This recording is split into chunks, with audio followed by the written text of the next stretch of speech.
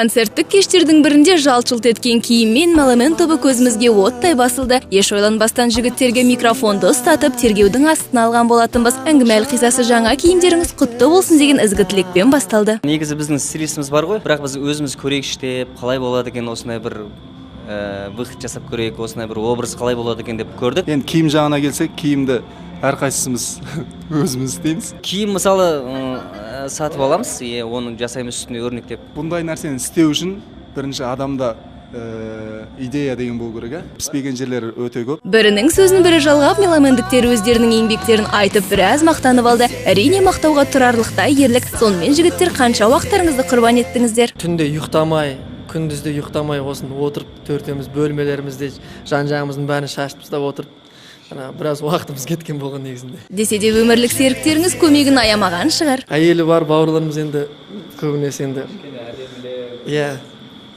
сәтті шығып жатыр. Екі бойдақтың да арасында біраз өзгеріс бар. Роланның сүйіктісі табылып, серіге қолғабыс болғанға ұқсайды. Өйткені мынау сері баяғы бәс қалпында, шамасы өзгелердің қиялдары піспеген шикі болса, Ғабиттің ойялы қазанға салуға дайын емес секілді. Роланда да жоқ қой сүйіктісі. Жарайды, сүйіктілеріңізді есепке алмайық. Бәлкім мұнда еңбекке сіздің желкеңіздің қыры, яғни жалқаулығыңыз жібермеген шығар. Кішкене маған ұнаған жоқ, өзім әлі уақытымда болған жоқ, үлгермей қалдым, сосын кейін жасаған жоқ. Тәтті өтіріктен ащы ақиқаттың артық екенін Ғабит осылайша растады. Десе де бәріміз біріміз үшін деген меломендіктер оның еріншектігін білдірмес үшін былай деп ақтау операциясына кірісіп кетті. Ол біздің Ғабит өзі ерекше адам, шыны керек, үстіне жабыстырғанда да орысша айтқанда со вкусом дейді ғой, солай жабыстырады.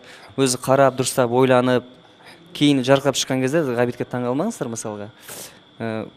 Оңай адам емес Ғабит. Қайреке, сөзіңізге сендік. Әйткенмен де досыңызды бетке мақтаймын деп жүріп сағын сындырудан сақ болғайсыз. Ал біз Ғабиттен қашан сіздің тырнақалды еңбегіңізді бағалайтын боламыз деп қинап, уәдесін алудан аулақпыз. Өйткені бұл серінің біздің тілшімізге жазда берген уәдесі әлі орындалмай келеді. Оның қандай уәде екенін Әбілдаев мырза іштей сезіп отырғаны сөзсіз. Құлағыңызға алтын сырға, ердің екі сөйлегені өлгені.